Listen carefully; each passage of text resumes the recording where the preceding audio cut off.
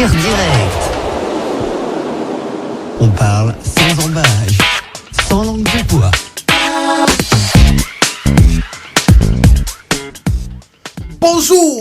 Bonjour encore, chers auditeurs. Comme tous les jours, effectivement, à partir de 9h, à partir de 9h30, c'est l'heure de Tir direct. Aujourd'hui, la dynamique migratoire royale, processus de désagrégation programmée, un coming out ou une fuite en avant.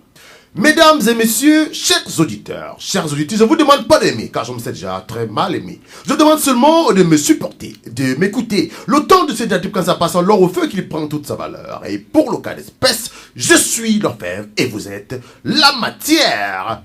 La célébration de l'an 3 de la nouvelle politique migratoire fut riche en souvenirs.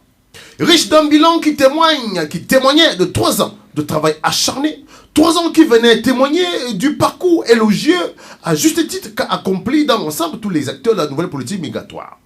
Le ministère des Marocains résidant à l'étranger, élogieux sur ce parcours, venait rappeler l'engagement au déterminisme qui disait une succession de réalisations au profit des migrants.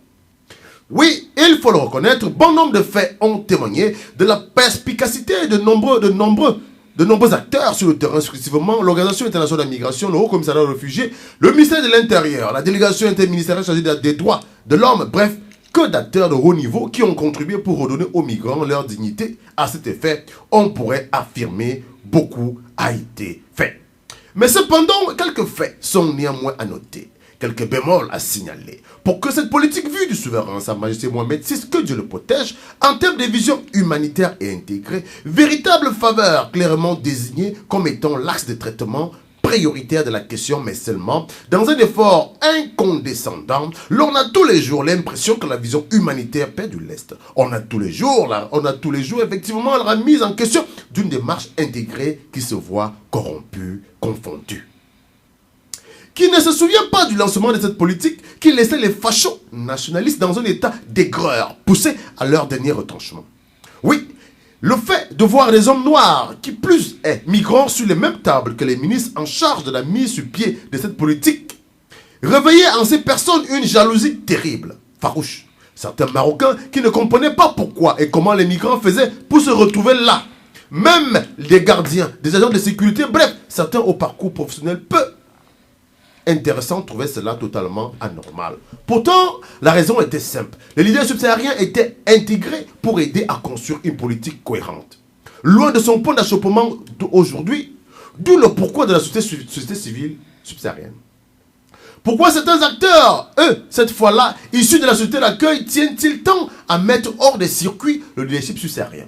Comment se fait-il que certains de ces acteurs eux-mêmes, anciens migrants, leaders associatifs, ayant fait leur nom et leur combat en Europe, restent autant acharnés à vilipender la dignité des leaders de couleur noire et d'origine subsaharienne?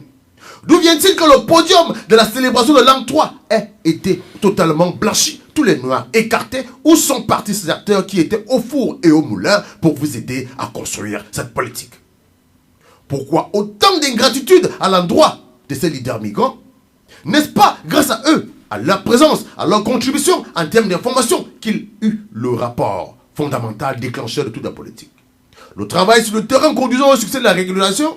Aujourd'hui, vous récoltez tous les fruits luisants comme le soleil sur vos visages. Grâce à la lumière des projecteurs, vous êtes honorés, glorifiés sur les plateaux tant nationaux qu'internationaux. Comment se fait-il qu'aujourd'hui, une association qui a combattu contre cette nouvelle politique migratoire becs et ongles, soit l'association de référence qui a le culot de déculotter toute la communauté des migrants, la traitant d'ignoble, d'ignorante, d'incompétente pourtant, quand cette dernière était sur le terrain, cette association organisait le sabotage de cette politique. Au nom de quel protectionnisme, je dirais même immobilisme, a-t-on le droit de paralyser la vision humanitaire et intégrée qu'a voulu le roi Sa Majesté Mohamed VI? Par un financement d'une chambre associative, véritable bombe à retardement, on a peut-être le droit de se vanter d'avoir corrompu quelques-uns des leaders pétris de frustration, convaincus qu'ils ne valent désormais plus rien.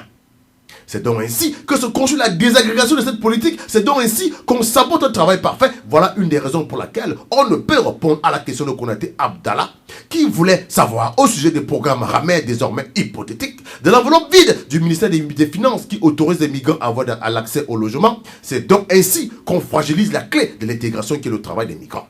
Nous le rappelons, pendant la Deuxième Guerre mondiale, juste avant d'entrer sur Paris, on déshabilla les tirailleurs africains qui avaient tenu tête au Troisième Reich pour habiller les jeunes Français. Il ne fallait pas que l'entrée sur Paris soit colorée, surtout pas en noir. Disons, le blanchiment du trouble est bien une réalité du passé et d'aujourd'hui. Que ceux qui organisent ma mort ne meurent pas après ou avant moi, c'était T-Direct.